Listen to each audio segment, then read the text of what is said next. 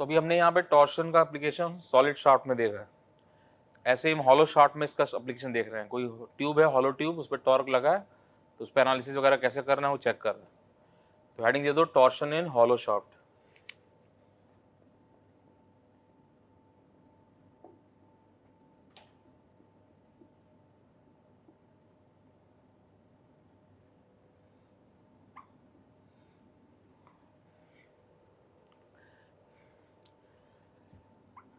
तो कोई hollow shaft दिया, इसका आउटर डायमीटर मान लो आपका 100 mm है, इनर डायमीटर 60 mm।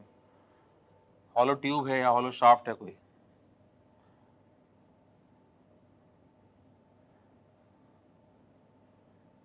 ऐसे दिया हुआ है। तो ये कॉपर का हॉलो ट्यूब है मान लो, इसका outer diameter 100 mm capital D, और इनर डायमीटर जो है दैट 60 mm स्मॉल डी। तो इस पर टॉर्क लगाया है, तो ये इसका लॉन्ग एक्सिस जा रहा है इस तरह से, पोलर एक्सिस। तो ratio of inner diameter to outer diameter को के से रिप्रेजेंट कर रहे हैं, तो K that d by d that K. तो ये कांस्टेंट है K, that is the ratio of inner diameter to outer diameter, K से रिप्रेजेंट कर दे रहे हैं। तो के क्या है, दैट इज लेस देन 1। तो ये हॉलो ट्यूब है, कॉपर का ट्यूब मान लो आपको दिया है ऐसे, इसका outer diameter 100 mm, inner diameter 60 mm, torque लगा दिए। तो कैलकुलेशन करेंगे इस पे, तो T by J tau by R G theta by L. तो T by J that tau by R, तो टाउ निकालें तो टाउ मैक्सिमम शाफ्ट के सरफेस पे, T R max divide by J. तो टी टॉर्क, आर मैक्स क्या हो जाएगा कैपिटल डी बाई 2 जे। अभी हॉलो शाफ्ट है, हॉलो शाफ्ट में क्या हो जाएगा pi by 32 D outer 4 minus D inner 4 this वाला। तो 2 से 16 हो गया, तो यहाँ से टाउ मैक्स दैट 16 ऊपर चला गया 16 टी पाई, तो यहाँ से डी 4 कॉमन ले रहे, तो डी से कैंसिल होगा तो डी क्यूब आ जाएगा पाई डी क्यूब 1 माइनस, देखो जरा यहाँ से कैपिटल डी कॉमन ले, कैपिटल डी 4 कॉमन ले लिया, इससे कैंसिल हो जाएगा डी क्यूब आ गया, और 1 minus D by capital D वो क्या है के, तो 1 माइनस के 4 दिस वाला। तो ये फॉर्मूला बन गया मैक्सिमम शेयर स्ट्रेस का हॉलो शाफ्ट में। सॉलिड शाफ्ट में क्या था, tau max 16 T upon pi D cube, यहाँ क्या हो गया 16 T upon pi D cube 1 minus K 4। K क्या है constant, that is a ratio of inner diameter to outer diameter, ऐसे बना दिया।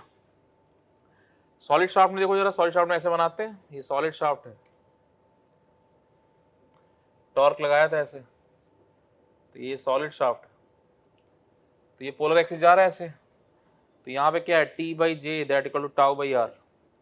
तो टाउ क्या है shear stress T R by J, तो आर का क्या है देखो 1 डिग्री है, linear distribution. Sigma bending stress में क्या था, sigma M Y upon I, Y का 1 डिग्री था, लीनियर डिस्ट्रीब्यूशन।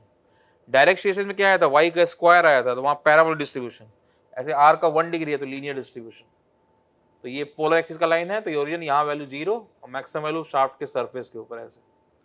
अब ये नॉर्मल स्ट्रेस तो है नहीं, शेयर स्ट्रेस है। नॉर्मल में क्या हम एरो दिखाते हैं यहाँ पे ऐसे, अब एरो नहीं दिखा रहा है, मतलब किसी डिस्टेंस में कितना मैग्नीट्यूड है वो निकल जाएगा इससे। नेचर क्या है, नेचर तो आपका रेडियल डायरेक्शन टेंजेंशियल डायरेक्शन में ही है। किसी पॉइंट चेक करेंगे, जैसे देखो ये टॉर्क लगा है, यहाँ काटोगे, जैसे यहाँ पे टॉर्क लगाया था क्लॉक वाइज, यहाँ काटोगे, रस्सी घुमाओगे जैसे रस्सी का डायरेक्शन उस पॉइंट से मिला दी उसके perpendicular in tangential direction not in radial. तो ये लीनियर डिस्ट्रीब्यूशन है, तो ये this one torsional shear stress distribution. तो torsional shear stress distribution solid shaft में डिस्ट्रीब्यूशन। तो ये जो पॉइंट है यहाँ पे आपका पोलर एक्सिस जा रहा है, तो इस पे वैल्यू 0, उसके बाद आर डिस्टेंस वैल्यू निकाल सकते हैं। तो ये आर डिस्टेंस पे कहीं वैल्यू निकाल सकते हो, टाउ है, यहाँ टाउ मैक्स है आर मैक्स पे, क्या टाउ 1 बाई आर 1 क्या था, टाउ 2 बाई आर 2, क्या लिख सकते हो tau by are equal to tau max by capital R. को यूज कर सकते हो कहीं पे भी, इसको ऐसे लगा सकते हैं। तो मैक्सिमम वैल्यू कितना हो गया, मैक्सिमम टाउ मैक्स, ये टाउ मैक्स कितना आ जाएगा 16 T upon pi D cube. क्यों, सॉलिड शाफ्ट है, इसका डायमीटर मान लो डी दिया हुआ आपको, और मिनिमम वैल्यू कितनी, मिनिमम 0 वैल्यू है, तो यहाँ टाउ मिनिमम कितना है यहाँ पे 0 this value tau minimum solid shaft में, ऐसे बना दिया। सब कुछ कैलकुलेट कर सकते हैं। तो ये टॉर्शनल शेयर डिस्ट्रीब्यूशन ये कैसा है, लीन, दो तरह का शेयर स्ट्रेस होता है, एक डायरेक्ट शेयर स्ट्रेस जो बीम में आ रहा था ट्रांसफर लोडिंग से, डायरेक्ट लोडिंग से, वहाँ डायग्राम कैसा था पैराबोलिक, और ये दूसरा टॉर्शनल शेयर स्ट्रेस, यहाँ कैसा है लीनियर डायग्राम। किसी आर डिस्टेंस में कितना मैग्नीट्यूड निकाल सकते हो, नेचर क्या होगा, इन दैट टेंजेंशियल डायरेक्शन। हर जगह डायरेक्शन अलग अलग है बट मैग्नीट्यूड कहीं भी निकाल सकते हो। सो this one that is a linear distribution. दो शेयर स्ट्रेस है, एक डायरेक्ट शेयर स्ट्रेस, वहां पैराबोलिक डिस्ट्रीब्यूशन, यहाँ लीनियर। इसके अलावा कोई तीसरा शेयर स्ट्रेस नहीं होता, बस दो ही शेयर स्ट्रेस है। सेम देखो जरा, इसमें डायग्राम ड्रॉ कर सकते हैं। तो यहाँ बनाए डायग्राम, तो यहाँ तो बीच में मटेरियल ही नहीं, यहाँ तक तो कोई मटेरियल नहीं, जो मटेरियल नहीं तो स्ट्रेस कहाँ से, यहाँ से मटेरियल आया तो वहां पे स्ट्रेस बना, ऐसे ऐसे स्ट्रेस है।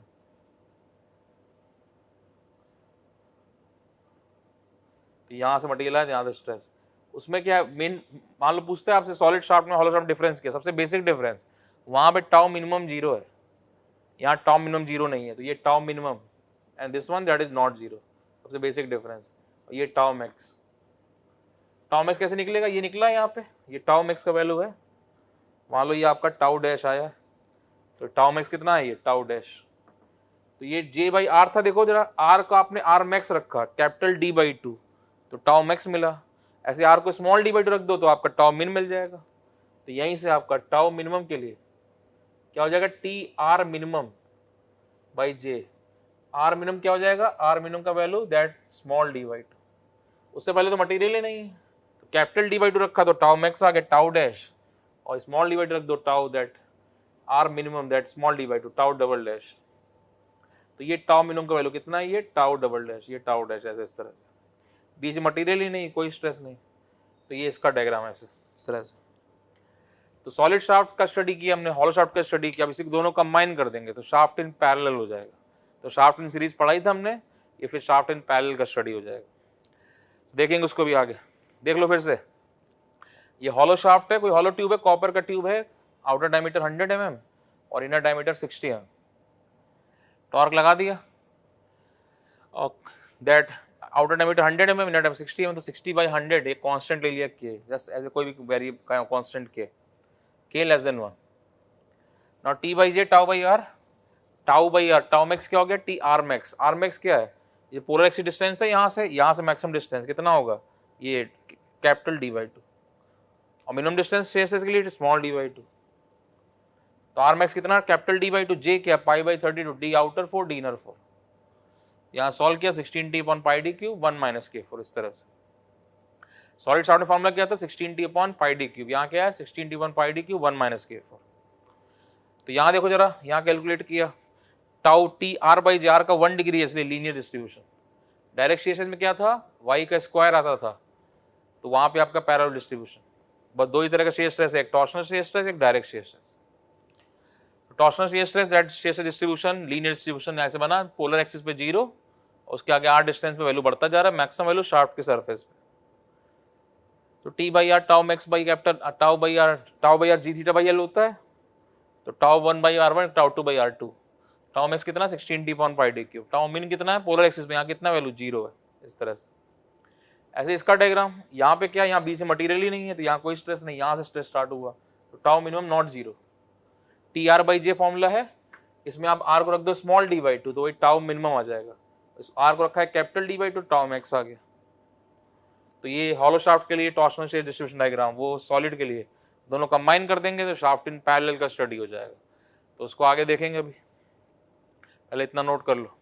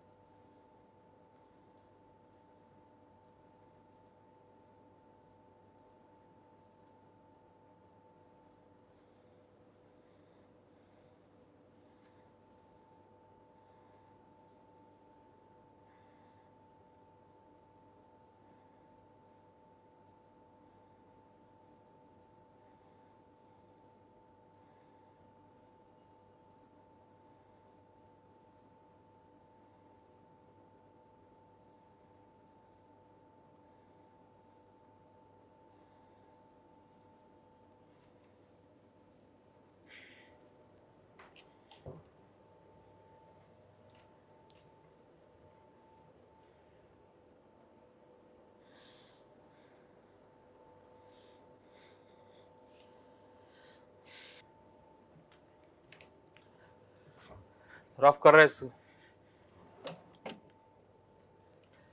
सॉलिड शाफ्ट का स्टडी किया, हॉलो शाफ्ट का स्टडी किया, अब दोनों कंबाइन कर दे रहे, तो स्टडी कर रहे हैं दैट शाफ्ट आप पैरेलल में, शाफ्ट इन सीरीज में स्टडी किया था, अब शाफ्ट इन पैरेलल देख रहे हैं। तो उसके लिए पहले थोड़ा सा बेसिक कॉन्सेप्ट चाहिए, तो वो देखते हैं, चेक करते हैं। तो हेडिंग दे दो शाफ्ट इन पैरेलल।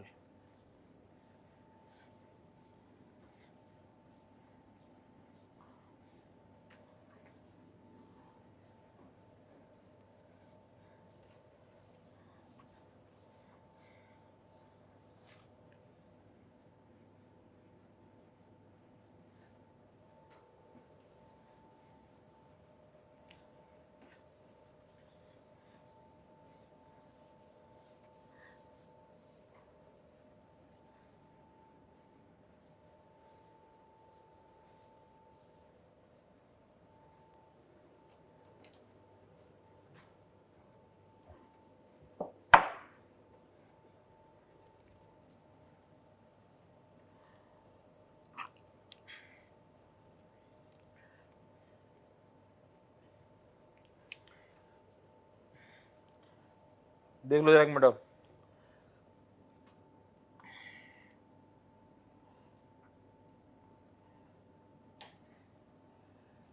शाफ्ट लिया था, अपने अभी शेयर स्ट्रेन का कॉन्सेप्ट देखा था। ये लॉन्ग एक्सिस जा रहा है, यहाँ टॉर्क लगाया,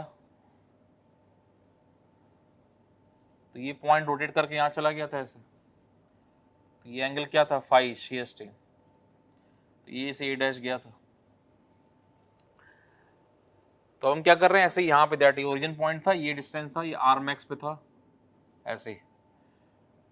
तो अब देखो जरा, ये ए पॉइंट जो है ये लिया यहाँ से, तो ये ओरिजिन पॉइंट है, तो ये ओ ए है, ओ ए है कैपिटल आर, और यहीं ओ ए के बीच में यहाँ कोई दूसरा पॉइंट ले ले बी, तो ये जो ओ बी है दैट स्मॉल आर, मतलब ओ ए मान लो आपका 100 mm है, ओ बी आपका मान लो 30 mm है, कहीं बीच में पॉइंट है, तो ये ऐसे ओ बी पॉइंट मान लो स्मॉल आर डिस्टेंस पे, तो ये जो पोलर एक्सिस जा रहा है बीच से, इसको कट कर दिया ऐसे, ऐसे लिया, देखो इस साइड फिक्स है ऐसे, तो यहाँ 2 पॉइंट ले रहे, एक पॉइंट यहाँ पे ले लिया, ये तो आपका जैसे मान लो ये लिया, मान लो आपका सी पॉइंट है, एक पॉइंट यहाँ ले लिया डी पे, और सेम डिस्टेंस पे रखे पॉइंट आर पे, तो ये आर डिस्टेंस लिया आर पे ऐसे। अब जो टॉर्क लगाया तो सेक्शन रोटेट करेगा, ये स्टार्टिंग में ऐसे लाइन था, देखो इस तरह से, मतलब क्या सी पॉइंट यहाँ मान लो कहीं है, और डी पॉइंट मान लो यहाँ पे कहीं ऐसे, और जिससे आर डिस्टेंस पे पॉइंट ले लिया ऐसे। शाफ्ट का जो रेडियस होगा कैपिटल आर है, और कहीं आर डिस्टेंस पे ले लिया, R that small R that is less than capital R. यहाँ समझ में आ रहा है कि शाफ्ट के सरफेस के बीच में कहीं ले लिया पॉइंट, मतलब विजुलाइज करो ऐसे लिया, ये शाफ्ट है ऐसे, तो ये पोलर एक्सिस जा रहा है बिल्कुल बीचों बीच से, तो अगर यहाँ से सरफेस तक जाओगे तो कैपिटल आर है 100 mm, बीच में कहीं बहुत पॉइंट ले लिया स्मॉल आर पे, इस तरह से। तो अब देखो, जो रोटेट किया, तो ये आप कैसे रोटेट किया, तो ये यहाँ से ऐसे रोटेट कर गया, ये यहाँ से रोटेट कर गया ऐसे, तो ये एंगल जो है that is a phi shear strain. तो ये सी है, ये C dash C double dash, ये डी है, ये D dash D double dash, ऐसे रोटेट कर गया, तो ये जो एंगल बनता है ये थीटा सी और ये थीटा डी, ये थीटा सी थीटा डी बराबर है कि नहीं हमको नहीं मालूम, चेक करेंगे। तो ये लेंथ मान लो यहाँ से आपका L1 है, और ये लेंथ आपका L2 है, ऐसे लिए। तो ये देखो ट्रायंगल बन रहा है। अब ये क्या है, सी सी डैश आर्क लेंथ है, बट ये लेंथ तो ये लेंथ सब दैट लमसम बराबर, क्यों, बिकॉज फाई क्या शेयर स्ट्रेन है, हुक्स लॉ पढ़ते हैं, बहुत स्मॉल डिफॉर्मेशन का स्टडी है, तो ये वाला लेंथ और ये लेंथ में सब लमसम बराबर ही। सो 10 फाई दैट मीन 10 फाई से लिखें, ट्रायंगल ज्योमेट्री लगाएं, तो 10 फाई, तो क्या हो जाएगा, सी सी सी डबल डैश, सी ये सी डैश है, C dash C double dash divide by क्या दैट L1 इक्वल टू ये क्या D dash D double dash divide by L2। ये ट्रायंगल है पूरा बन रहा है ऐसे, तो D dash D double dash divide by L2, C dash C double dash divide by L1, ऐसे लिख दिया। अब देखो जरा, ये L1 L2 के बराबर तो है नहीं, अलग अलग लिया आपने, इसलिए क्या हो जाएगा, C dash C double dash is not equal to D dash D double dash, और C dash C double dash क्या, ये आर्क लेंथ है, क्या हो जाएगा थीटा इंटू रेडियस, क्या हो जाएगा ये theta C into R that not equal to theta D into R. तो यहाँ से theta C that is not equal to theta D, equal नहीं आ रहा है, अलग अलग वैल्यू ऐसे बना।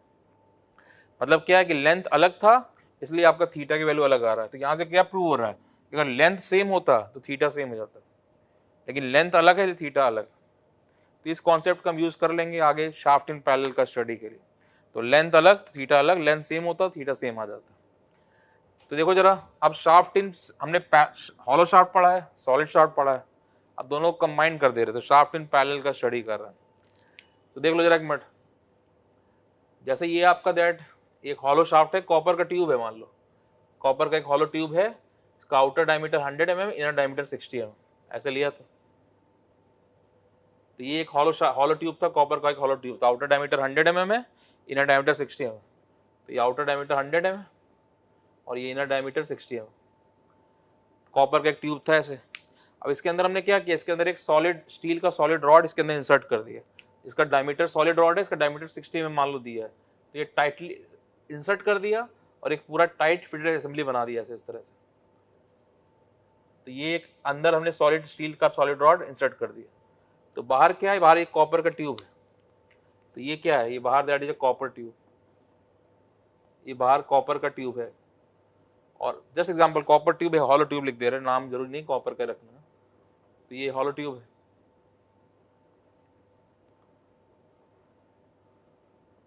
और इसके अंदर ये स्टील का एक सॉलिड रॉड है। तो ये सॉलिड रॉड, तो ये फर्स्ट मेंबर और ये सेकंड मेंबर। तो मतलब विजुलाइज करो, ये ऐसे दिया हुआ है, एक कॉपर का हॉलो ट्यूब था, शाफ्ट इन पैरेलल का स्टडी कर रहा है। तो ये ऐसे इस तरह से है। तो ये कॉपर का बाहर एक हॉलो ट्यूब है, outer diameter 100 mm, inner diameter 60 mm, और इसके अंदर ये स्टील का सॉलिड रॉड इंसर्ट कर दिया। तो ये एक टाइट फिटेड असेंबली बना दिया और इस पर टॉर्क लगा दिया इस तरह से, टी का टॉर्क। तो ये क्या, पहले केवल कॉपर का हॉलो ट्यूब था, वो टॉर्क बियर कर रहा था, अब क्या दोनों स्टील और कॉपर दोनों बियर करेंगे। तो कुछ टॉर्क हॉलो सेक्शन लेगा, कुछ टॉर्क आपका सॉलिड सेक्शन। लेंथ मान लो इसका एल दिया। तो देखो जरा कैलकुलेट करें, ये D small inner diameter small D, तो के क्या हो जाएगा, small D by capital D. So अब देखो जरा, ये इसका लॉन्ग एक्सिस जा रहा है ऐसे, पोलर एक्सिस। तो क्या होगा, कुछ टॉर्क लगाया आपने टी, मान लो 10 किलोमीटर मीटर का, तो कुछ टॉर्क कॉपर का ट्यूब बियर करेगा हॉलो, और कुछ सॉलिड स्टील रॉड बियर करेगा। तो टी कितना हो गया, T equal to T1 plus T2, ये पहला इक्वेशन। मान लो 10 न्यूटन में टॉर्क लगाया तो 7 मान लो हॉलो शाफ्ट ट्यूब ने बियर कर लिया, 3 सॉलिड शाफ्ट ने बियर कर लिया।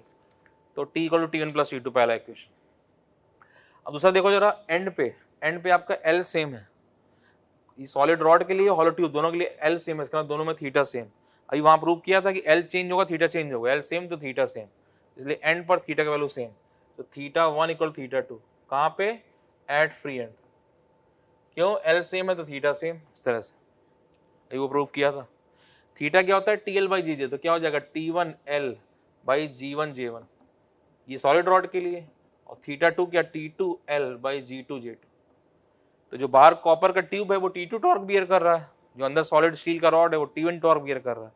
थीटा बराबर ऐसे बराबर कर दिया, तो दूसरा इक्वेशन। तो ये दोनों इक्वेशन को आप यूज कर सॉल्व कर दोगे, दो अननोन दो इक्वेशन, तो अभी दोनों इक्वेशन को सॉल्व कर दोगे तो यहाँ से T1 T2 निकल जाएगा। अब देखो जरा T1 T2 आ जाएगा तो फिर हम यहाँ से सब θ1 दैट स्ट्रेस वगैरह सब निकाल सकते हैं।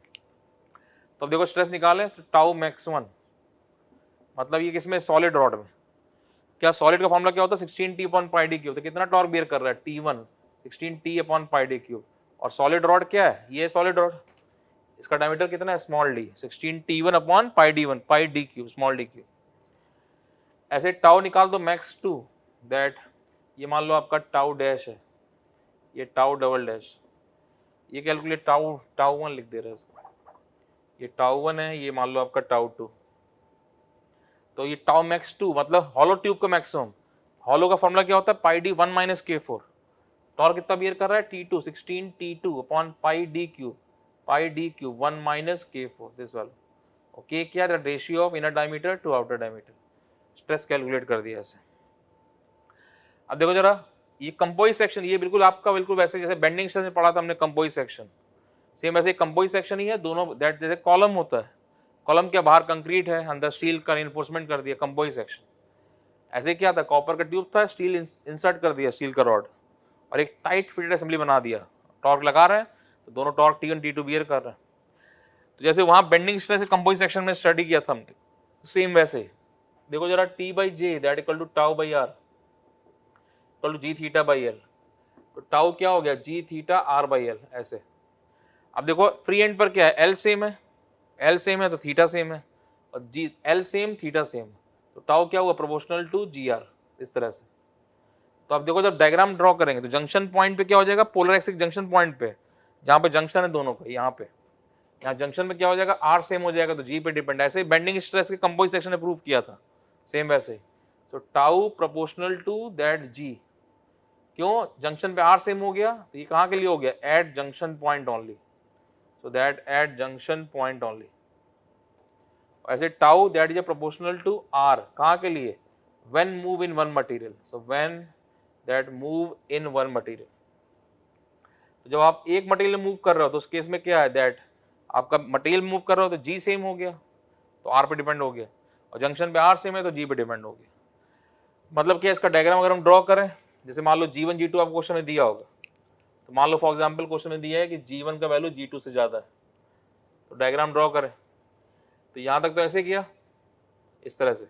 अब जंक्शन में क्या होगा, जंक्शन पे आपका दैट आर सेम हो गया जी पे डिपेंड है, और G1 से G2 से बड़ा, यानी आप हाई जी से लो जी जा रहा हो तो वैल्यू यहाँ कुछ कम हो गया, ऐसे ऐसे कुछ कम हो गया, फिर डायग्राम आपका ऐसे इस तरह से। जब एक मटेरियल मूव कर रहे हैं तो इस तरह डायग्राम, तो ये वैल्यू मान लो आपका दैट दिस वन, ये तो निकाल ही चुके हैं, ये tau max two tau two था, ये टाउ वन था, मतलब क्या है ये वैल्यू कितना है टाउ टू है, और ये वैल्यू क्या है टाउ वन है, ये मान लो अंदर वाला वैल्यू टाउ थ्री है। तो निकाल सकते हैं, देखो जरा tau one by tau three क्या होगा, जी पे डिपेंड है तो वो क्या हो जाएगा G1 बाई G2। ऐसे सेम करते थे बेंडिंग में, वहां नॉर्मल स्ट्रेस था यहाँ शेयर है। ऐसे tau two by tau three, वो एक मटेरियल में क्या आर पे डिपेंड हो जाएगा, tau two by tau three क्या हो जाएगा capital D by two divide by small D by two ऐसे। तो कोई एक स्ट्रेस दे देगा बाकी सब कैलकुलेट हो जाएगा इस तरह से, यहाँ तो निकाल दिया ऐसे। फिर देखो जरा सेम ऐसे मान लो क्वेश्चन में G2 ग्रेटर G1 होता तो क्या होता, यहाँ तक ऐसे जाता, उसके बाद क्या G2 ग्रेटर G1 मतलब क्या है लो जी से हाई जी जा रहे हैं तो क्या होगा वैल्यू क्या होगा बढ़ जाएगा या इंक्रीज कर गया ऐसे इस तरह से, ऐसे इंक्रीज कर गया। तो बाकी सब एक वैल्यू कोई दे देगा बाकी सब कैलकुलेट कर देंगे। तो ये हॉलो शाफ्ट का study, that shaft in parallel का स्टडी है, that is also very important concept. तो सॉलिड शाफ्ट पढ़ा था हमने, हॉलो शाफ्ट पढ़ा था, अब दोनों कंबाइन कर दिया शाफ्ट इन पैरेलल, ऐसे चेक कर लिया।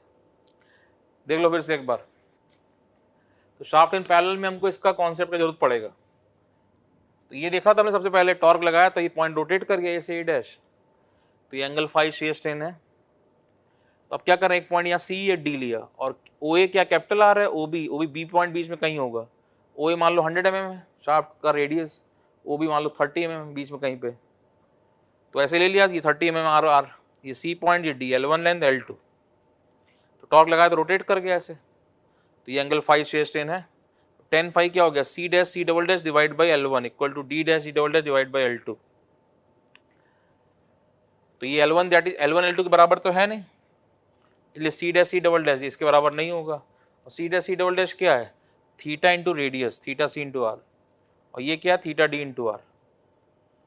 अब ये थीटा दैट आर का value theta C is not equal theta to D, क्यों, because that R constant, R का कैंसिल हो गया, ये नॉट इक्वल आ गया।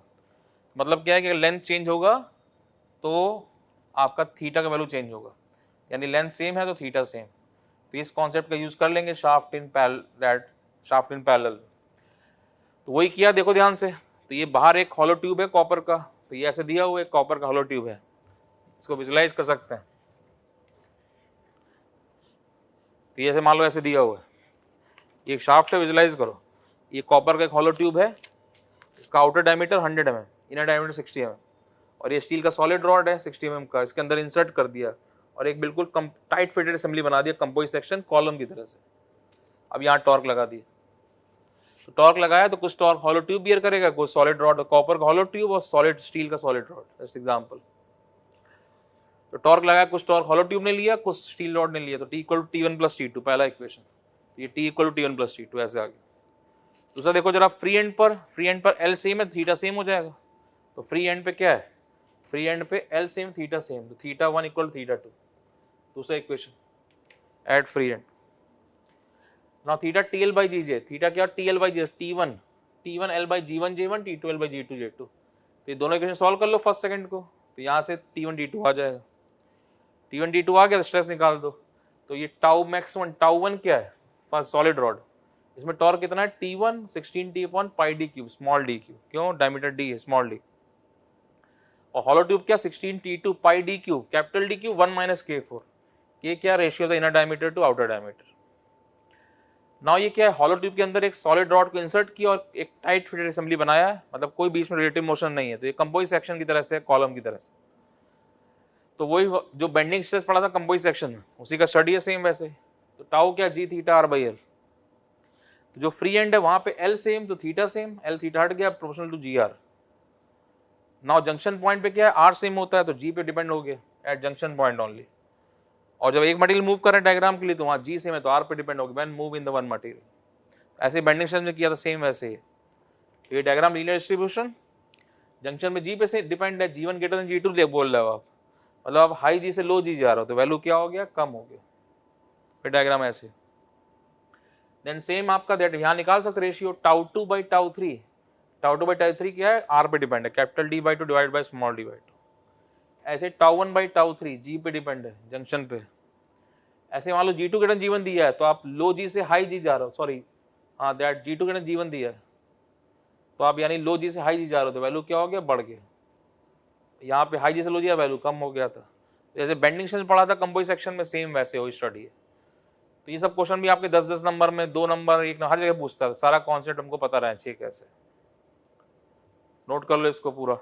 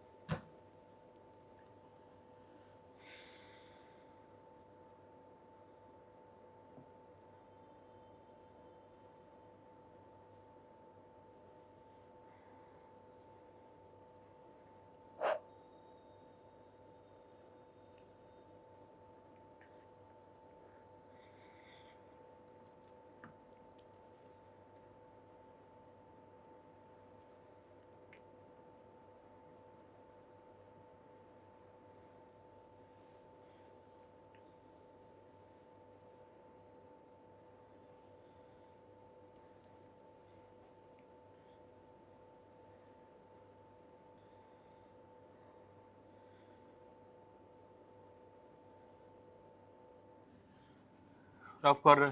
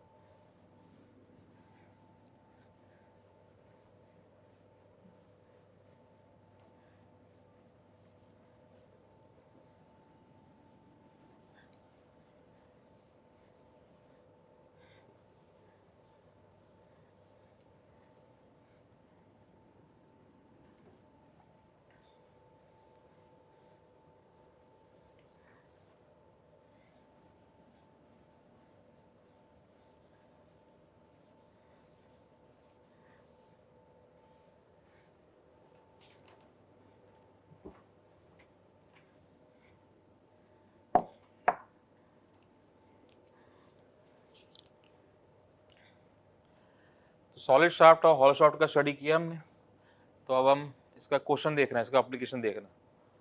तो ये अच्छा क्वेश्चन है, लिखो जरा क्वेश्चन, पहले लिखना है पूरा। A solid circular shaft, question लिखो आप, a solid circular shaft having same weight, that ये क्वेश्चन काफी कॉन्सेप्ट क्लियर करेगा। A solid circular shaft having same weight as of hollow circular shaft, as of hollow circular shaft, having same weight as of hollow circular shaft,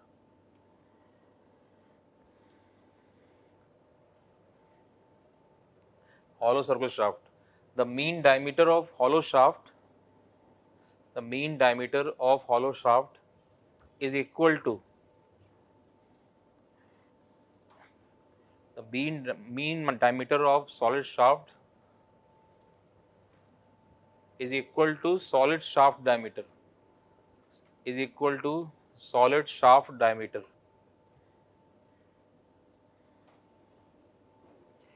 Determine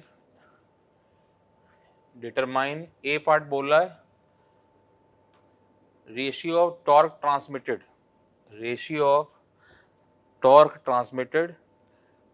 by two shaft. Ratio of torque transmitted by two shaft. B part बोल रहा है ratio of angle of twist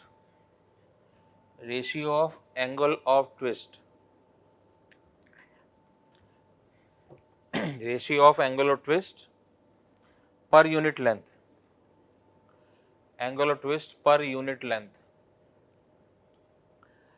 next line से इसी में if both shaft have same material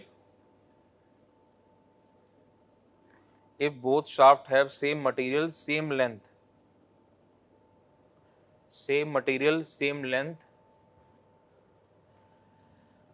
and same maximum shear stress developed.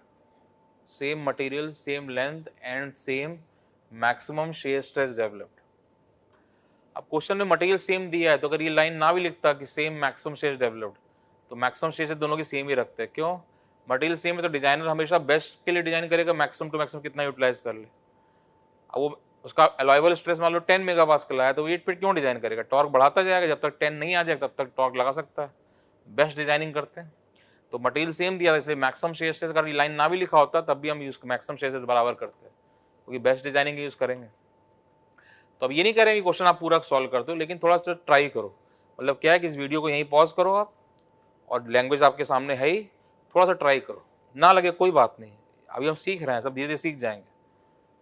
जब ये question हो जाएगा उसके बाद हम अगली बार आएगा तो हम कर ही लेंगे, लेकिन तब भी थोड़ा सा ट्राई करो, थोड़ा दिमाग ओपन हो कैसे करना। एक बार थोड़ा सा ट्राई करो। ये नहीं कह रहा कि आपसे कि आप सही कर दो, लेकिन वीडियो पॉज करो और थोड़ा सा ट्राई करो कैसे होगा। तो ट्राई हुआ, गलत हुआ, सही हुआ, कोई बात नहीं, उसके बाद वीडियो प्ले करके चेक करना। थोड़ा टाइम दो, थोड़ा ट्राई करो।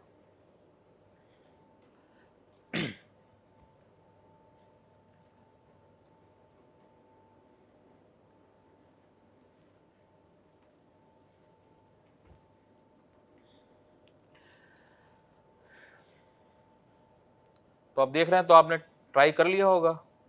तो अब हुआ नहीं उससे मतलब नहीं, बस खाली ट्राई करने को बोला कि थोड़ा सा ओपन हो दिमाग कैसे करना है, गलत सही से मतलब नहीं। तो अब चेक कर रहे हैं, क्वेश्चन कर रहे हैं। तो देखो जरा, एक सॉलिड शाफ्ट दिया है और एक हॉलो शाफ्ट है। तो सॉलिड शाफ्ट है ये, दैट कंपेयर कर रहे हैं, दिस वन दैट सॉलिड। तो मान लो इसका डायमीटर दिया है कैपिटल डी। दूसरा हॉलो शाफ्ट है, तो ये हॉलो शाफ्ट है ऐसे। इसका इनर डायमीटर मान लो दिया है D1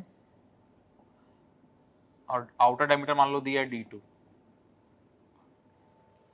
अब पहला पार्ट क्या बोला कि जो हॉलो शाफ्ट है उसका मीन डायमीटर इसके सॉलिड शाफ्ट के डायमीटर के बराबर है। तो मीन ले लें इसका, तो मीन कैलकुलेट कर दें। तो यहां से लेकर यहां तक डायमीटर DM। तो DM मीन डायमीटर क्या हो गया? D1 plus D2/2। और ये क्या बोल रहा है? सॉलिड शाफ्ट के डायमीटर के बराबर है, तो कैपिटल D के बराबर है। तो ये फर्स्ट इक्वेशन आ गया ऐसे। नाउ क्वेश्चन पढ़ो ध्यान से, क्या बोल रहा है क्वेश्चन में। A solid circular shaft having same weight as a hollow circular shaft. ये दोनों का वेट सेम है, दोनों का वेट सेम दिया हुआ। तो वेट क्या होता है? M इंटू जी। मास क्या होता है? Volume into density. वॉल्यूम क्या होता है? Area cross section into length, density rho. Material same दिया है क्वेश्चन में, यानी डेंसिटी सेम हो गया, लेंथ सेम दिया है यानी एरिया सेम है। तो एरिया क्रॉस सेक्शन सॉलिड का that equal to area cross section hollow का, यानी दोनों के डायमीटर एरिया सेम हो गए। एरिया सॉलिड का क्या हो जाएगा? π/4 d², और हॉलो क्या हो जाएगा? π/4 d2² माइनस d1²। ये दूसरा इक्वेशन। तो ये पहला इक्वेशन है d1 plus d2/2 this value. ये दूसरा इक्वेशन है दैट, ये दूसरा इक्वेशन। इसको सॉल्व कर लेंगे तो यहाँ से दोनों सोल्यूशन सॉल्व करेंगे तो यहाँ से d1 d2 सॉल्व हो जाएगा। तो जब आप सॉल्व करोगे दोनों को तो d1 का जो वैल्यू है तो वो आएगा 0.75 d, और d2 का वैल्यू जो आएगा वो आएगा 1.25 d इस वैल्यू।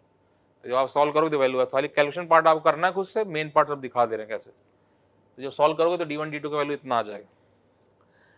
अब देखो जरा, मटेरियल सेम है तो मैक्सिमम स्ट्रेस सेम होगा, तो टाउ मैक्स 1 दैट सॉलिड का, मैक्सिमम स्ट्रेस है सॉलिड का दैट इक्वल टू हॉलो का, दोनों स्ट्रेस बराबर हो जाएगा ऐसे सॉलिड हॉलो का। तो बराबर करते हैं, देखो जरा टाउ मैक्स सॉलिड का, सॉलिड में क्या हो जाएगा 16t upon pi D cube, तो 16t टॉर्क, t सॉलिड का ts pi D cube this value, max hollow क्या हो जाएगा 16th pi D cube pi d2 cube, outer diameter pi D cube 1 minus k4 okay, क्या हो जाएगा ratio of inner diameter to outer diameter, दोनों बराबर कर दिए मैक्सिमम स्ट्रेस को। अब ये d1 d2 निकल ही चुका है, d1 d2 आपका ये निकल ही चुका है कैपिटल D की फॉर्म में, तो पुट करोगे सॉल्व करोगे तो final value th by ts, तो ये निकल के आएगा 1.707। सब कैलकुलेशन करना है आपको, ये बस मेन पार्ट दिखाया ऐसे, ये इतना निकलेगा, कैलकुलेशन वाला पार्ट आपको करना है। तो मतलब क्या है कि हॉलो शाफ्ट ज़्यादा टॉर्क ट्रांसमिट कर रहा है कंपेयर टू सॉलिड शाफ्ट, ये यहाँ से आ रहा है, तो इस केस में हॉलो शाफ्ट ज़्यादा टॉर्क ट्रांसमिट कर रहा है compare to solid shaft. Torque मिल गया तो यहाँ से पावर ट्रांसमिशन निकाल सकते हैं, तो देखो जरा पावर ट्रांसमिटेड निकालें दैट इक्वल टू टॉर्क जितना मिला into angular velocity into double angular velocity, power transmission that torque into angular velocity that 2 pi n by 60, n जो है दैट इज एन आरपीएम। मान लो क्वेश्चन में दिया है कि शाफ्ट 100 आरपीएम से रोटेट कर रहा है, तो 100 आरपीएम मतलब दैट n का वैल्यू रख देंगे 100, 2 पाई n बाई 60 से ओमेगा आ जाएगा एंगुलर वेलोसिटी, तो टॉर्क इनटू एंगुलर वेलोसिटी से पावर ट्रांसमिशन निकाल लें।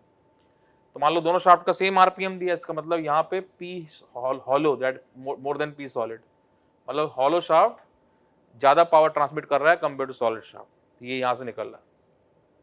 फिर देखो तो थीटा का रेशियो पूछ रहा है, थीटा बाई एल का, एंगल ऑफ टेस्ट का रेशियो पूछ रहा है, तो थीटा क्या होता है, थीटा होता है TL बाई जीजे, तो थीटा बाई एल इसका हॉलो का divide by theta by L solid का, क्या हो जाएगा T बाई जीजे हॉलो का divide by T by GJ solid का। पुट कर दो जरा, T तो पता है हमको, ये देखो निकल चुका है, TH बाई TS तो निकल ही चुका है, ये मालूम है, तो TH बाई TS मालूम है हमको, तो TH बाई TS पता है कितना है 1.707, G मटेरियल का सेम है, GH इक्वल टू GS, ये कैंसिल हो गया, J हॉलो का कितना है pi by 32, D2 4 minus D1 4, इसका ये हॉलो का, और J सॉलिड का कितना है पाई बाई 32 D4, और D2 D1 कैपिटल D के फॉर्म में निकाल ही चुके हैं, तो यहाँ पुट करोगे सॉल्व करोगे तो ये वैल्यू निकल के आएगा 0.8, यानी theta by L hollow that less than theta by L solid. Theta क्या होता है टॉर्शनल डिफ्लेक्शन, बीम में क्या होता है, बीम में जितना कम डिफ्लेक्शन उतना सेफ है, जितना कम डिफ्लेक्शन है उतना सेफ है, एक्सियल डिफ्लेक्शन हो या टॉर्शनल डिफ्लेक्शन। तो देखो जरा इस केस में हमने कंपेयर किया सॉलिड शाफ्ट और हॉलो शाफ्ट, दोनों का सेम वेट था, सेम मटेरियल था, यानी दो अलग डिजाइनर थे, सोचो ध्यान से, दो अलग डिजाइनर थे, एक ने सॉलिड शाफ्ट डिजाइन किया, एक ने hollow, same weight same length का सेम मटेरियल का, यानी दोनों ने सेम कॉस्ट पे किया था, लेकिन जो हॉलो शाफ्ट है वो पावर भी ज़्यादा ट्रांसमिट कर रहा है और साथ साथ उसमें टॉर्शनल डिफ्लेक्शन भी कम आ रहा है, दोनों चीज़ें बेटर है, तो इसलिए केस में डिजाइनर हॉलो शाफ्ट प्रेफर करेगा ना कि सॉलिड शाफ्ट। क्यों, दोनों ने सेम कॉस्ट पे किया डिजाइनर ने, एक ने सॉलिड शाफ्ट बनाया एक ने हॉलो बनाया, लेकिन जो हॉलो वाला है वो पावर भी ज़्यादा ट्रांसमिट कर रहा है और टॉर्शनल डिफ्लेक्शन भी उसमें कम आ रहा है, तो ये दोनों कंडीशन में बेटर है। तो देखो जरा ये बेटर क्यों हुआ है, बेटर एक्चुअली इसलिए हुआ बिकॉज जो ये हॉलो शाफ्ट था इसका आउटर डायमीटर D2 जो है ये सॉलिड शाफ्ट के डायमीटर ज़्यादा है, मतलब क्या है कि यहाँ कोई रेडियल कंस्ट्रेंट नहीं है, लेकिन मान लो इसी क्वेश्चन में बोल देता रेडियल कंस्ट्रेंट है, मतलब क्या बोल देता कि अगर ये D2 बोल देता कैपिटल D के बराबर है तो यही सब कंडीशन पलट जाती, सब बेटर हो जाता सॉलिड के लिए। तो कैसा इनपुट कंडीशन उस पर डिपेंड करता है, तो यानी अगर क्वेश्चन में कोई रेडियल कंस्ट्रेंट नहीं दिया दैट नो रेडियल कंस्ट्रेंट, तो उस केस में आप हॉलो शाफ्ट प्रेफर करो, और वहीं पे रेडियल कंस्ट्रेंट हो जाता मतलब D2 को कैपिटल D के ऊपर नहीं ले जा सकते, तो उस केस में सब रिजल्ट पलट जाते, तो आप वहीं पे सॉलिड शाफ्ट बेटर हो जाता है। तो कंडीशन कैसा है उस पर डिपेंड करता है, इस केस में आपको हॉलो शाफ्ट ज़्यादा बेटर है। देख लो फिर से एक बार, क्वेश्चन ने बोला कि कंपेयर करना है आपको solid and hollow shaft, question ने बोला उसने कि दोनों सेम वेट का सेम लेंथ का सेम मटेरियल का बनाया है, सेम मटेरियल का है तो मैक्सिमम शेयर से दोनों में सेम लेके जाओगे, कम पे क्यों डिजाइन करोगे। तो वेट सेम है तो वेट क्या होता है, m into g, मास क्या है, volume, volume area cross section into length, volume into density. Material same है तो डेंसिटी सेम हो गया, लेंथ सेम दिया तो एरिया सेम हो गया, दोनों का एरिया सेम कर दिया, पहला इक्वेशन। देन इसका मीन डायमीटर बोला है, इसके सॉलिड शाफ्ट के डायमीटर के बराबर है, तो dm क्या, d1 plus d2/2, that mean diameter निकाला कैपिटल D के बाद, दूसरा इक्वेशन। तो ये दोनों इक्वेशन को सॉल्व कर लिया, तो सॉल्व करोगे तो यहाँ से d1 d2 इतना, सब कैलकुलेशन वाला पार्ट करना है आपको खुद से, और ऐसा नहीं कि बस जो लिखा है ऐसे ही नोट कर दिया, सारा कैलकुलेशन वाला पार्ट करना है आपको, दूसरा कर रहा है। तो ये d1 d2 सॉल्व हो क्या आएगा आपका इतना, मैक्सिमम शेयर से बराबर कर दिया, 16T1 पाई डी क्यूब सॉलिड में, ये हॉलो का फॉर्मूला के स्मॉल d1/d2, तो यहाँ से d1 d2 निकल ही चुका कैपिटल D के फॉर्म में, पुट कर दोगे, सॉल्व करोगे तो इतना आ जाएगा। यानी हॉलो शाफ्ट इस केस में ज्यादा टॉर्क ट्रांसमिट कर रहा है कंपेयर टू सॉलिड शाफ्ट। तो टॉर्क मिल गया तो यहाँ से आप पावर ट्रांसमिशन निकाल सकते हो, power transmission torque into angular velocity. Angular velocity क्या, 2πn/60, n क्या आरपीएम में, तो ये 2πn/60 दैट ऐसे पुट कर दिया। तो ये इस केस में मान लो दोनों के सेम आरपीएम होते हैं तो हॉलो शाफ्ट ज्यादा पावर ट्रांसमिट करता है, तो ये हॉलो शाफ्ट इस केस में बेटर है क्योंकि ज्यादा पावर ट्रांसमिट कर रहा है। फिर बोल रहा θ/L का रेशियो, थीटा क्या होता है, TL/GJ, θ/L का रेशियो T/GJ, TH/TS पता है हमको, मटेरियल सेम है, G बराबर G हॉलो का सॉलिड का, यहाँ पुट किया इतना वैल्यू आ गया, तो θ/L दैट हॉलो का कम है कंपेयर टू θ/L सॉलिड।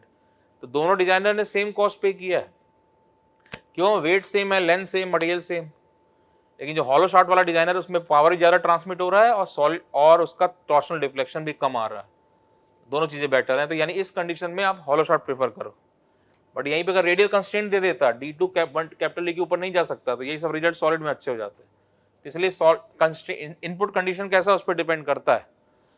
तो अगर कोई रेडियल कंस्ट्रेंट दिया है तो उस केस में आप सॉलिड प्रेफर कर लो, और अगर रेडियल कंस्ट्रेंट नहीं दिया है तो उस केस में आप रेडियल कंस्ट्रेंट नहीं है तो आप हॉलो शाफ्ट प्रेफर कर लो।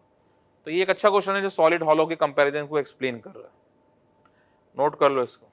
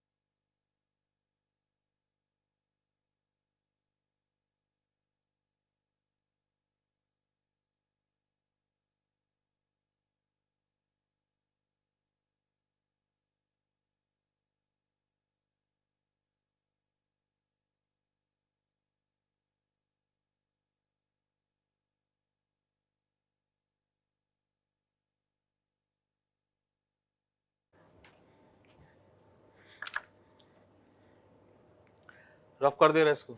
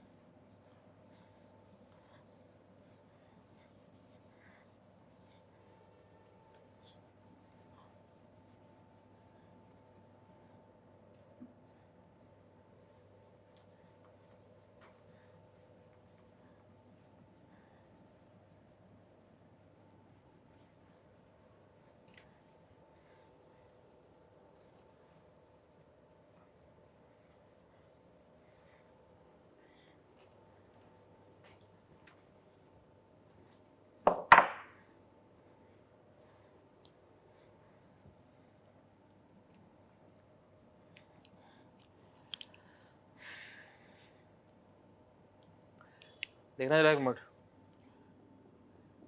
T/J that equal to τ/r,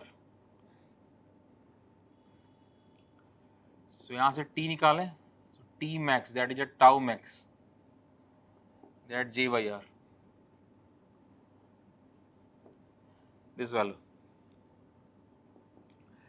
जैसे बेंडिंग में करते थे, बेंडिंग कैसे करते थे, M/I that equal to sigma upon y, तो m क्या था, मूवमेंट ऑफ रेजिस्टेंस, क्या लिखा था, sigma max that I neutral axis divide by Y max.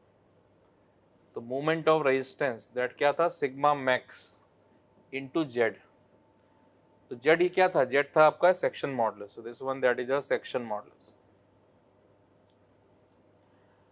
तो अब जैसे मान लो दो मटेरियल कंपेयर कर रहे हो आप, दोनों सेम मटेरियल के बने हुए हैं, एक आई सेक्शन है, एक आपका रेक्टेंगुलर सेक्शन था, तो सिग्मा मैक्स तो सेम हो गया, जेड जितना ज़्यादा सेक्शन मॉडुलस था उतना ज़्यादा मूवमेंट बियर कर लेगा, उतना ज़्यादा बेंडिंग स्ट्रेस है, बेंडिंग स्ट्रेंथ है। तो जेड से कंपेयर करते हैं दैट बेंडिंग स्ट्रेंथ।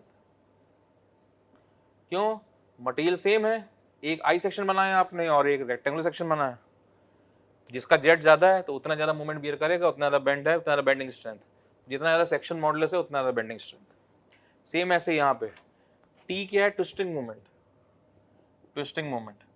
अब मान लो दो हैं सेक्शन बनाया आपने, एक हॉलो सेक्शन एक सॉलिड सेक्शन, तो यहाँ पे कैसे था, sigma max into Z, Z section modulus, ऐसे J by R, R max, R max कहाँ, टाउ मैक्स कहाँ मिलेगा, आर मैक्स, आर मैक्स क्या हो जाए, कैपिटल आर। तो सेम ऐसे twisting movement that equal to tau max into Z P. तो वहाँ जेड सेक्शन मॉडुलस था, तो ये पोलर सेक्शन मॉडुलस, तो this one that is a polar section modulus. वहां पे क्या सेक्शन मॉडुलस क्या होता था, आई अपॉन वाई मैक्स, सेम ऐसे जे upon R max, J pi by 32 d4, ये क्या हो गया, आर मैक्स क्या, कैपिटल डी बाई 2। मतलब क्या है कि अब दो मटेरियल कंपेयर किए, दोनों मटेरियल सेम थे मान लो, तो टाउ मैक्स सेम हो गया, यानी जेड पी भी डिपेंड है, जितना ज्यादा पोलर सेक्शन मॉडुलस होगा उतना ज्यादा ट्विस्टिंग मूवमेंट। इसका मतलब जितना ज्यादा जेड पी है उतना ज्यादा टॉर्शनल स्ट्रेंथ, उतना ज्यादा क्या, टॉर्शनल स्ट्रेंथ। तो आप सेक्शन मॉडुलस कंपेयर कर लो, उतना ज्यादा बेंडिंग स्ट्रेंथ था, वैसे आप पोलर सेक्शन मॉडुलस कंपेयर कर लो, उतना ज्यादा टॉर्शनल स्ट्रेंथ। यहाँ से चेक कर ले, देख लो फिर से, M upon I sigma upon Y है, तो मोमेंट ऑफ क्या था, sigma max into I upon Y max, वो क्या था, सेक्शन मॉडुलस। तो जितना ज्यादा सेक्शन मॉडुलस उतना ज्यादा बेंडिंग स्ट्रेंथ। क्यों, मटेरियल सेम रखा, सिग्मा मैक्स सेम हो गया, जेड जितना रहेगा उतना ज्यादा मोमेंट बियर कर ले, उतना ज्यादा बेंडिंग स्ट्रेंथ। सेम ऐसे ही मटेरियल सेम है तो टाउ मैक्स सेम हो गया, जितना ज्यादा जेड पी रहेगा पोलर सेक्शन मॉडल उतना ट्विस्टिंग, उतना ज्यादा टॉर्क बियर कर लेगा, यानी उतना ज्यादा टॉर्शनल स्ट्रेंथ। यानी अगर आपको बेंडिंग स्ट्रेंथ चेक करना है तो आप सेक्शन मॉडल चेक कर लो, कंपेयर कर लो। वहीं अगर आपको टॉर्शनल स्ट्रेंथ कंपेयर करना है तो आप उसका पोलर सेक्शन, जितना ज्यादा पोलर सेक्शन मॉडुलस उतना ज्यादा टॉर्शनल स्ट्रेंथ। तो जब भी बोलेगा आपको टॉर्शनल स्ट्रेंथ कंपेयर करना है तो आप जेड पी कंपेयर कर लो पोलर सेक्शन मॉडुलस, वहां चेक कर लो, नोट कर लो इसको। तो ये सब ऑब्जेक्टिव में कन्वेंशनल कहीं भी यूज कर सकता है। तो वैसे हम बेंडिंग में था, ऐसे ट्विस्टिंग में।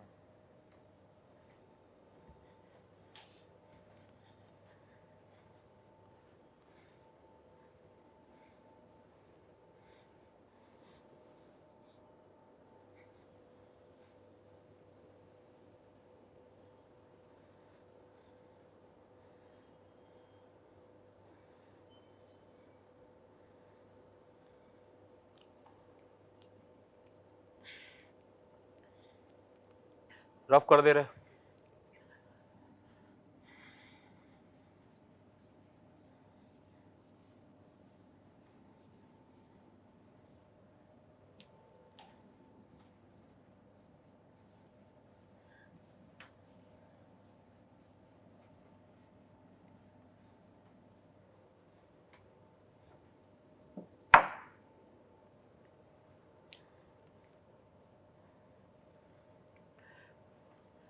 हेडिंग देना combined bending and torsion, that very important conceptual topic, inter में बहुत पूछता है, ऑब्जेक्टिव में भी यूज होता है, कन्वेंशनल हर जगह आता है। हेडिंग दो कंबाइंड बेंडिंग एंड टॉर्शन।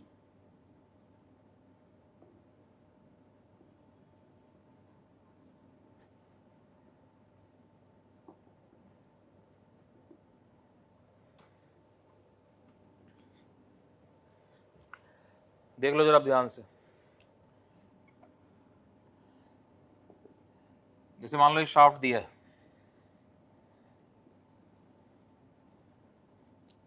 इस पे यहाँ पे क्या हमने टॉर्क लगा दिया टी, साथ साथ यहाँ बेंडिंग मोमेंट लगा दिया एम का, इसका डायमीटर मान लो ये कैपिटल डी है, तो शाफ्ट के ऊपर टॉर्क भी लगा दिया, मूवमेंट भी लगा दिया। तो टॉर्क से क्या होगा, क्रॉस सेक्शन रोटेट करेगा, बेंडिंग मोमेंट से बेंड करेगा शाफ्ट।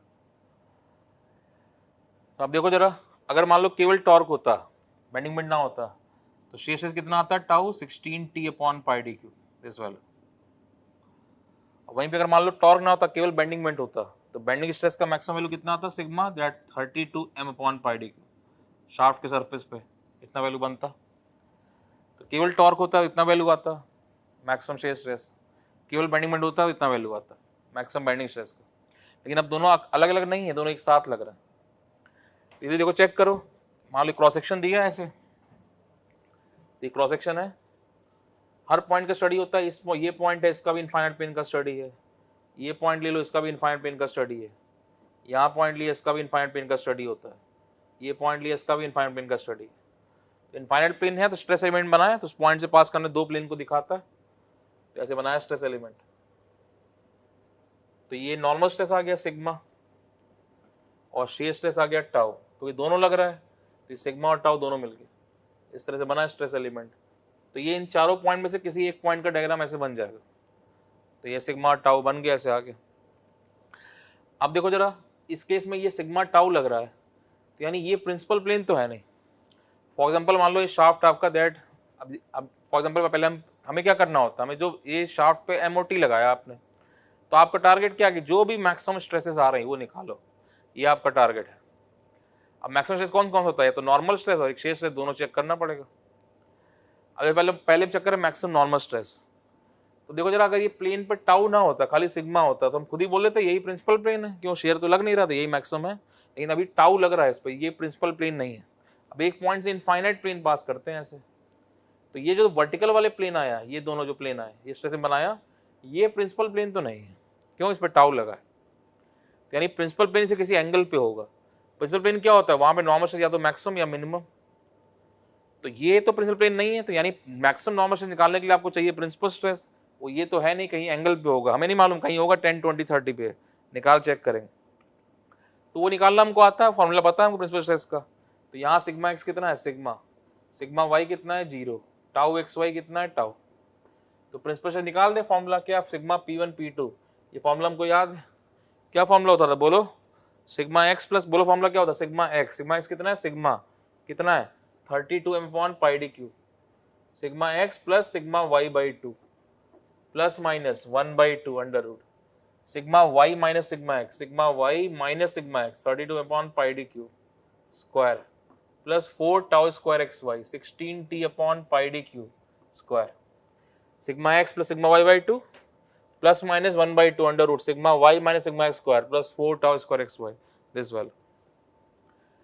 अब देखो जरा, इसका प्लस वाला वैल्यू मान लो आपका 10 आ गया, जस्ट एग्जांपल, और P2 मान लो आ गया -6, जस्ट एग्जांपल, ऐसे वैल्यू मिल गया समझने के लिए।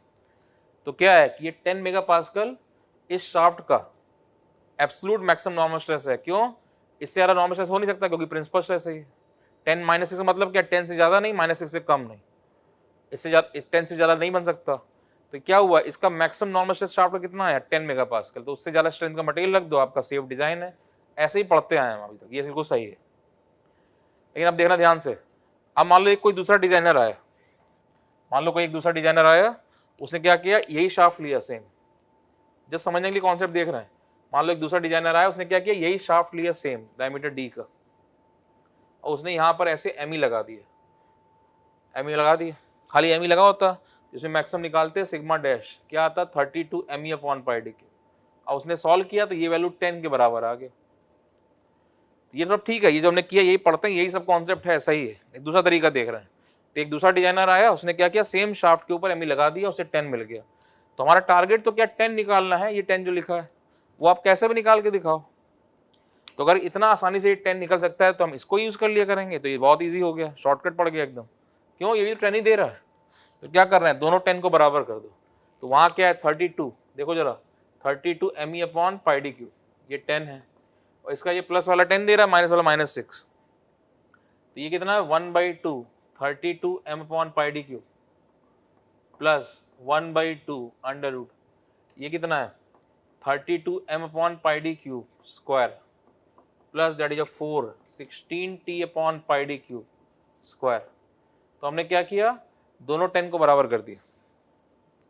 अब देखो जरा, दोनों साइड पे πd3/32 का मल्टीप्लाई कर दो, दोनों साइड हम πd3 थोड़ा सॉल्व कर ले रहे हैं, दोनों साइड हमने πd3/32 का मल्टीप्लाई किया, सॉल्व किया, तो final m equal to 1/2 m plus under root M square plus T square, this value, ये बना एम ई का वैल्यू। तो ये एम ई आ गया। मतलब क्या है, सोचो ध्यान से, एक शाफ्ट ये जो आपको दिया था जिसमें एम और टी लगा था, इसमें आप एम और टी की हेल्प से आप ये एम ई निकाल दो, ये फॉर्मूला लगा के इसको डायरेक्ट याद रख लो, एम ई निकाल दो।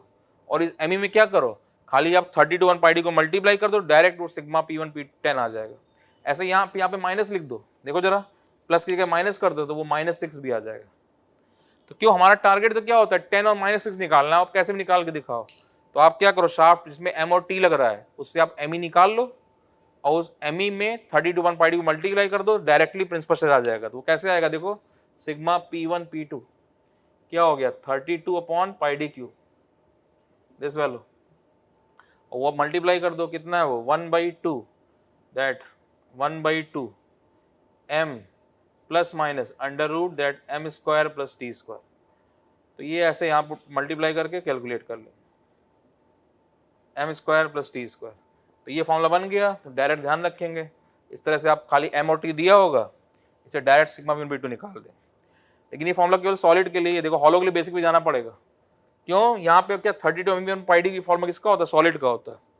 तो हॉलो का अगर शाफ्ट दे दिया तो हॉलो के लिए बेसिक पे जाना पड़ेगा, हॉलो शाफ्ट के लिए। देखो जरा क्या है, m/i equal to sigma upon Y होता है। m/i क्या होता है, सिग्मा अपॉन वाई। तो आप यही m को रख दो me upon I equal to sigma P1 direct upon Y, this value.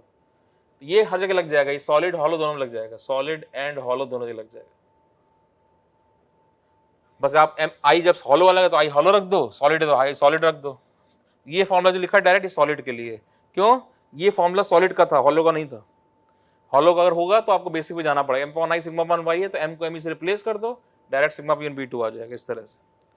तो क्या किया, देखो जरा, एक शाफ्ट जिसके ऊपर m और t लगा था, उसमें टारगेट किया, उस शाफ्ट का मैक्सिमम नॉर्मल स्ट्रेस निकालना है आपको। तो आप क्या करो, उसी शाफ्ट पर m और t की जगह me लगा दो। तो ये me क्या कर रहा है, वो शाफ्ट जिस पर m और t लगा था उसका absolute maximum normal stress provide कर रहा है। तो ये जो me का है that is called the equivalent bending moment.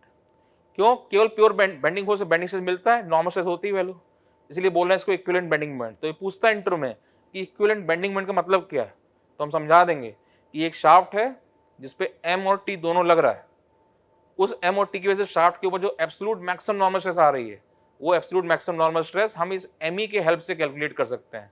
यानी आप इक्विवेलेंट बेंडिंग मोमेंट निकाल दो, उसके हेल्प से उस शाफ्ट जिस पर m और t लगा था उसका एब्सोल्यूट मैक्सिमम नॉर्मल स्ट्रेस हम कैलकुलेट कर लेंगे।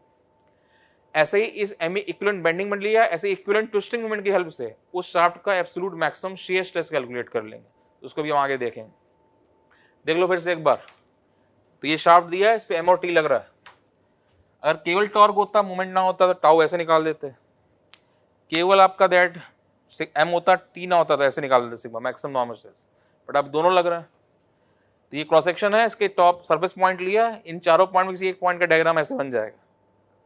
तो ये सिग्मा टाउ, और हमें निकालना क्या है, एब्सोल्यूट मैक्सिमम नॉर्मल स्ट्रेस और एब्सोल्यूट मैक्सिमम शियर स्ट्रेस। तो शियर स्ट्रेस बाद में देखेंगे। अभी एब्सोल्यूट मैक्सिमम नॉर्मल स्ट्रेस क्या है, यानी प्रिंसिपल प्लेन चाहिए।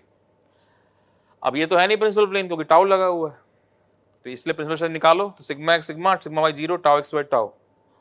तो यहाँ फॉर्मूला लगा दिया, sigma X plus Y by 2 plus minus 1/2 sigma Y minus sigma X square plus 4 tau square x Y. तो सिग्मा और टाउ की वैल्यू पुट कर दिया, तो यहाँ सिग्मा P1 10 और P2 -6 आ गया। तो ये 10 का मतलब क्या है कि 10 से ज्यादा नॉर्मल स्ट्रेस किसी प्लेन पे नहीं, और -6 से कम नहीं। तो इसका मतलब absolute maximum normal stress shaft पे कितना आ गया, 10। तो उससे ज्यादा स्ट्रेंथ का मटेरियल रख दिया तो सेफ हो गया। तो ये बिल्कुल सही है, ऐसे ही पढ़ते हैं, ऐसे ही बिल्कुल सही है डिजाइन, ऐसे करते हैं। लेकिन अब देखना जरा एक मिनट, अब एक दूसरा डिजाइनर आया, उसने क्या किया, इसी सेम शाफ्ट के ऊपर me लगा दिया। me से मैक्सिमम कितना आ जाएगा नॉर्मल स्ट्रेस, 32 me/πd3। तो ये भी 10 आ गया। तो अगर ये भी 10 दे रहा है, वो भी 10 ही तो चाहिए था हमको, तो ये बहुत ईजी है, जल्दी निकाल देता है आंसर। तो क्या किया, दोनों 10 को बराबर कर दिया, दोनों 10 को बराबर कर दिया, दोनों साइड πd/32 का मल्टीप्लाई किया, सॉल्व किया, तो ये me का वैल्यू आ गया। तो आप प्लस वाला ले लोगे तो 10 आ जाएगा, माइनस वाला ले लोगे तो -6 आ जाएगा। मतलब क्या है कि एक शाफ्ट दिया है जिसमें m और t लगा है, आप उससे me निकाल दो, और me में 32/πd को मल्टीप्लाई कर दो, डायरेक्ट वो प्रिंसिपल स्ट्रेस निकल जाएगा। वो सब बेसिक जो हम पढ़ते हैं प्रिंसिपल स्ट्रेस में, उसकी जरूरत नहीं पड़ेगी, ये एक शॉर्टकट हो गया इस तरह से। तो ये जो me है that is called the equivalent bending moment. तो ये जो me लगाया है, this me, so that is called the equivalent bending moment. Equivalent bending moment. ये इंटरव्यू में बहुत बार पूछा है कि इक्विवेलेंट बेंडिंग मोमेंट मतलब क्या होता है, तो उसको बता देंगे कि एक शाफ्ट है जिसपे एम और टी दोनों लगाया है, तो उस एम और टी से हम उसका इक्विवेलेंट बेंडिंग मोमेंट निकाल लेंगे ऐसे। तो इस इक्विवेलेंट बेंडिंग मोमेंट से उस शाफ्ट जिस पर एम और टी लगा था उसका absolute maximum normal stress calculate कर सकते हैं, दोनों प्रिंसिपल स्ट्रेस कैलकुलेट कर सकते हैं। प्रिंसिपल प्लेन सेफ है तो बाकी सब प्लेन सेफ होंगे। बट ये फॉर्मूला केवल सॉलिड के लिए क्यों, बिकॉज ये फॉर्मूला लगा, ये सॉलिड का फॉर्मूला है। हॉलो के लिए बेसिक भी जाना पड़ेगा, तो M upon I sigma upon Y है, तो आप एम को एम से रिप्लेस कर दो, आई आप हॉलो वाला रख दोगे तो हॉलो के लिए आ जाएगा, आई सॉलिड रख दो सॉलिड के लिए आ जाएगा। ये फॉर्मूला सब, ये मोस्ट बेसिक, ये सब जगह लगा देंगे, सॉलिड हॉलो दोनों जगह। तो इक्विवेलेंट बेंडिंग मोमेंट की हेल्प से इस तरह से हम एब्सोल्यूट मैक्सिमम नॉर्मल स्ट्रेस निकाल रहे हैं उस शाफ्ट पर जिस पर एम और टी दोनों लगे हुए थे। दैट वेरी इंपॉर्टेंट कॉन्सेप्ट, पूछा है इंटरव्यू में, कई बार प्रूव कराया था, पूरा ऐसे करके दिखा देंगे कैसे किया। ऐसे ही इक्विवेलेंट ट्विस्टिंग मोमेंट की हेल्प से एब्सोल्यूट मैक्सिमम शेयर से निकाल सकते हैं, तो उसको भी आगे देखेंगे। नोट कर लो इतना पहले, इसके ऊपर लिख देना 8.1, जो फोटोकॉपी है थ्योरी वाला, इसका थोड़ा सा थ्योरी वहां पे 8.1 पे लिखा है।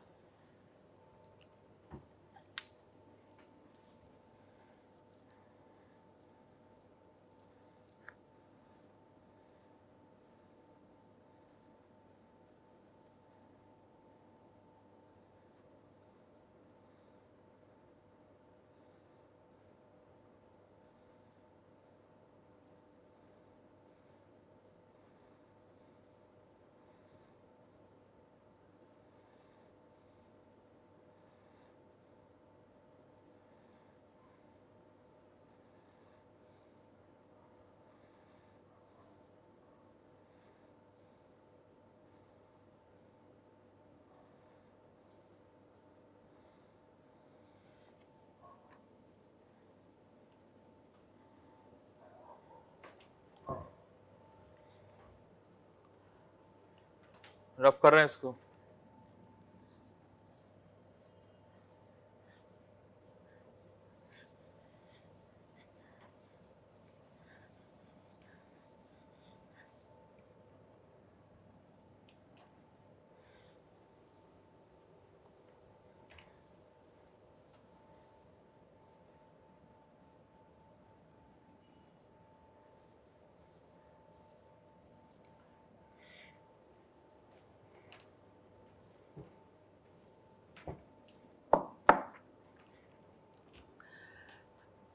देख लो जरा एक मिनट, तो इस शाफ्ट के ऊपर हमने एब्सोल्यूट मैक्सिमम नॉर्मल स्ट्रेस जो है वो निकाल दिया।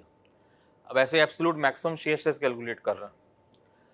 देखो जरा, प्रिंसिपल प्लेन तो निकल ही चुका है, तो दो प्रिंसिपल प्लेन के जो बाइसेक्टर से जाता है वो टाउ मैक्स प्लेन है। तो वो टाउ मैक्स प्लेन निकालने के लिए हमने मैक्सिमम शेयर से निकालने के लिए दैट वो पढ़ा है मोर सर्किल वाला कॉन्सेप्ट। जैसे कोई आप ऑब्जेक्टिव क्वेश्चन करते हो तो वहां पे हम कैलकुलेट करते हैं दैट टाउ मैक्स कैलकुलेट करने के लिए क्या प्रिंसिपल प्लेन दिए हैं, उनके बाइसेक्टर से है, फॉर्मूला है टाउ मैक्स का। तो मोर सर्किल का रेडियस क्या होता है, टाउ मैक्स। देखो जरा, मोर सर्किल का रेडियस क्या होता है, टाउ मैक्स। और मोर सर्किल का रेडियस इससे भी निकालते थे 1/2 अंडर रूट, क्या था formula, sigma Y minus sigma X square plus 4 tau square x Y. तो यही मोर सर्किल का रेडियस है, ये भी मोर सर्किल का रेडियस है, वो दोनों बराबर कर दी। तो यहाँ पुट कर दो, तो 1/2 अंडर रूट सिग्मा वाई कितना है यहाँ 0, सिग्मा एक्स कितना है 32 m upon pi D cube square 4 tau square x y 16 t upon pi D cube square. तो मान लो ये आपने सॉल्व किया, तो मान लो ये आपका फॉर एग्जांपल 7 मेगा पास्कल आ गया, जस्ट एग्जांपल समझने के लिए।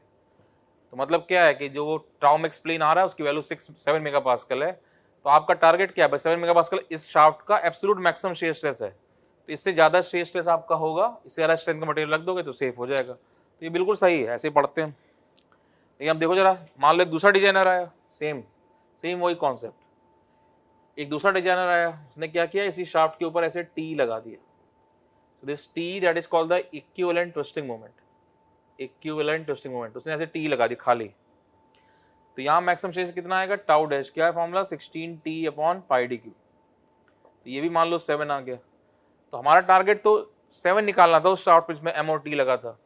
तो अगर ये 7 ऐसे ही निकल सकता है तो ऐसे ही लगा देंगे। तो क्या करो, दोनों 7 को बराबर कर दो। ये कितना है 16 t upon pi D Q, ये कितना है 1/2, ये भी 7 है, दोनों पर 7 बराबर कर दिए, 1/2 32 m upon pi D Q square plus 4 time that 16 T upon pi D Q square. क्या किया, दोनों हमने 7 को बराबर कर दिया।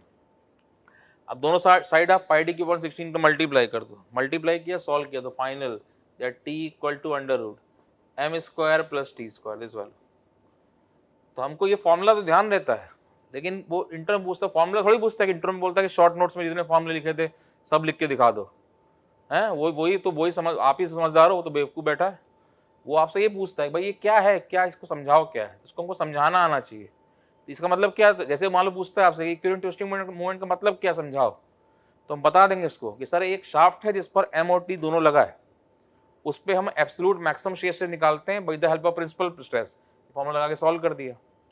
तो वो शाफ्ट पर जिस पे एम और टी लगा था उसका एब्सोल्यूट मैक्सिमम शेयर से निकालने के लिए हम इक्विवेलेंट ट्विस्टिंग मोमेंट के हेल्प से भी निकाल सकते हैं। मतलब एक शाफ्ट जिस पर एम और टी लग रहा है, आप उसका इक्विवेलेंट ट्विस्टिंग मोमेंट निकाल दो, उससे जो स्ट्रेस आएगी वो उस शाफ्ट का एब्सोल्यूट मैक्सिमम शेयर स्ट्रेस होगा, मतलब उससे ज्यादा शेयर स्ट्रेस वहां पे और डेवलप नहीं हो सकता। That mean equivalent bending moment की हेल्प से एक शाफ्ट जिस पर एम और टी लगा है उसका एब्सोल्यूट मैक्सिमम नॉर्मल स्ट्रेस निकालना है, और इक्विवेलेंट ट्विस्टिंग मोमेंट की हेल्प से शाफ्ट जिस पर एम और टी लगा है उसका एब्सोल्यूट मैक्सिमम नॉर्मल स्ट्रेस निकालना है, दैट फिजिकल मीनिंग। तो ये टी हो गया, तब ये टाउ मैक्स निकाल दो, लगा दो फॉर्मूला सीधे, 16 अपॉन पाई डी मल्टीप्लाई कर दो, 16 अपॉन पाई डी क्यू, और टी क्या हो गया, under root M square plus T square. तो ये फॉर्मूला बन गया, बट ये फॉर्मूला केवल सॉलिड शाफ्ट के लिए है। क्यों, ये फॉर्मूला सॉलिड के लिए है। तो हॉलो के लिए क्या करना पड़ेगा, बेसिक पे जाना पड़ेगा। तो T by J tau by R होता है, तो यहाँ टी को रख दो आप टी बाई जे, तो tau max by capital R. तो अब जे हॉलो वाला रख देना, तो हॉलो के लिए तो ये दोनों जगह लग जाएगा, सॉलिड में भी एंड हॉलो में भी, सॉलिड एंड हॉलो, इसको हम दोनों जगह लगा देंगे, सॉलिड हॉलो दोनों जगह लगा देंगे। ये वाला केवल फॉर्मूला सॉलिड के लिए, ऐसे यूज कर लिए। तो इस तरह से इक्विवेलेंट ट्विस्टिंग मोमेंट की हेल्प से शाफ्ट पर absolute maximum shear stress calculate कर।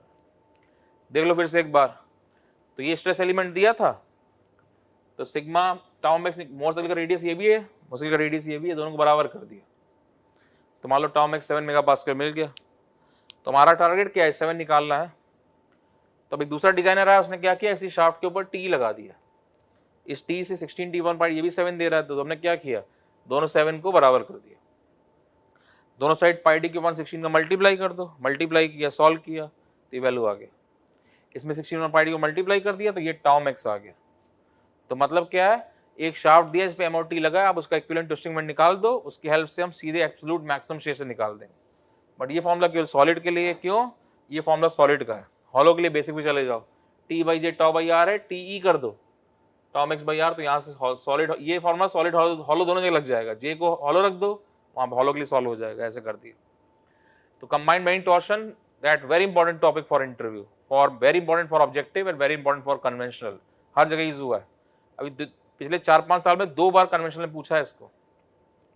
इंटरव्यू का बहुत इंपॉर्टेंट क्वेश्चन, क्योंकि काफी प्रिंसिपल वगैरह के कॉन्सेप्ट जोड़ रहे हैं, तो पूछेगा तो ऐसे एक्सप्लेन कर देंगे पूरा बना के कैसे आ रहा है, इस तरह से नोट कर लो इसको पूरा।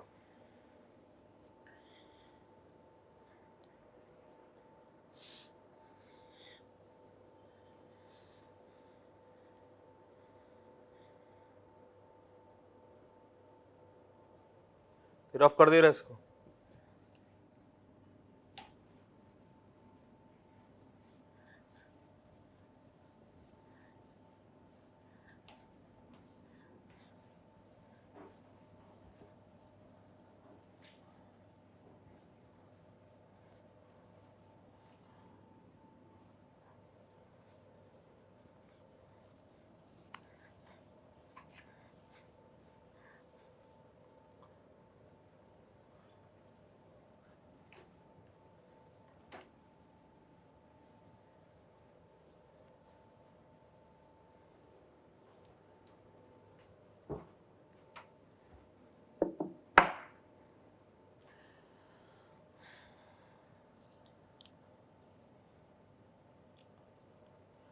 तो अभी एक ऑब्जेक्टिव क्वेश्चन है, गेट के एग्जाम में आया है, जरा करो इसको जरा एक मिनट।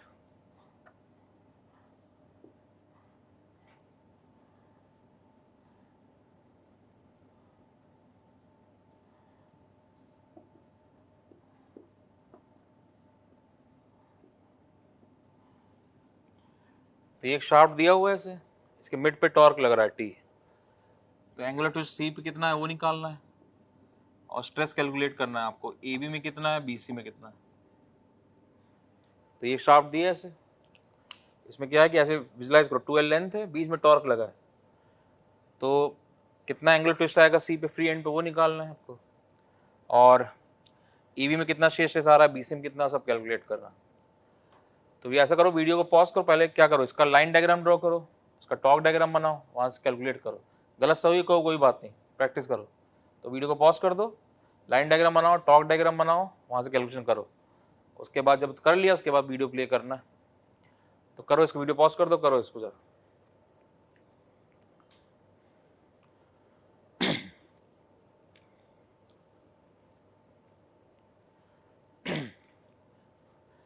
तो किया होगा आपने प्रैक्टिस, मैं ये नहीं कह रहा कि आप सही करो, बस पेन चलना चाहिए, बस खाली वीडियो सुनते नहीं रहना, जैसे कह रहा हूँ ऐसे फॉलो करना। तो ये ऑब्जेक्टिव क्वेश्चन ही 2 मार्क्स का। देखो जरा आप इसका लाइन डायग्राम बनाए, तो ये आपने प्रैक्टिस किया होगा, गलत सही से मतलब नहीं, बस पेन चलना चाहिए, अपने थोड़ा दिमाग तो लगाया, वही इंपॉर्टेंट। तो देखो इधर फिक्स है, ये टॉर्क लग रहा है क्लॉक वाइज, वहां से देख रहे हो टॉर्क क्लॉक वाइज है, थंब ऐसे, थंब इधर जा रहा है, तो ये कैसे आ गया, टी इधर है ऐसे, ये टी इधर है तो इधर से बैलेंस कर दिया ऐसे, तो ये ए बी सी, तो लाइन डायग्राम। अब देखो ऐसे मूव कर रहे हैं, टॉर्क कैसे अलोंग द मूवमेंट है, तो पॉजिटिव, फिर ए बी में कोई टॉर्क नहीं तो कांस्टेंट, फिर अपोज कर रहा है तो नेगेटिव। तो देखो जरा टॉर्क डायग्राम ड्रॉ कर दें, तो ए पे रेफरेंस लाइन, ए पे टॉर्क टी ऊपर चला गया, फिर ए से बी में कोई टॉर्क नहीं, कांस्टेंट हो गया, फिर बी पे कैसा है, टॉर्क अपोज कर रहा है नेगेटिव, यहाँ से नीचे आ गया बी, फिर बी सी में कोई टॉर्क है ही नहीं तो जीरो ऐसे बना। तो ये क्या हो गया, इसका टॉर्क डायग्राम, ये पॉजिटिव, तो ये टॉर्क डायग्राम बन गया।